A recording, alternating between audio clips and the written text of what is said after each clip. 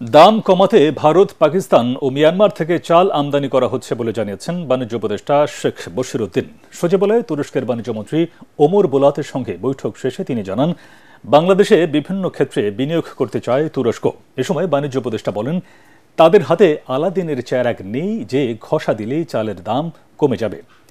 দাম কমাতে চালের উপর প্রায় 60% শুল্ক কমানো হয়েছে বলেও জানান তিনি। আসছে রমজানে পণ্যের পর্যাপ্ত মজুদ ও দাম সহনীয় রাখতে সরকারের বিভিন্ন পদক্ষেপের কথা জানান শেখ বশিরউদ্দিন।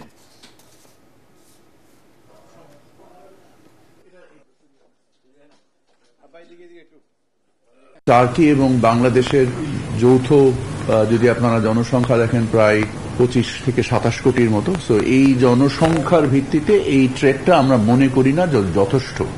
এই ট্রেডটাকে আরো বহুগুণ বৃদ্ধি করার সম্ভাবনা রয়েছে এবং আমরা সেই সম্ভাবনাগুলো অর্জন করার জন্যই খাতগুলোকে চিহ্নিত করেছি প্রাথমিক পর্যায়ে, এবং এই খাতগুলোকে বাস্তবায়নের জন্য আমরা এটা জয়েন্ট ইকোনমিক কমিশনে নিয়ে আমাদের ফাংশনাল স্ট্র্যাটেজিগুলো তৈরি করব।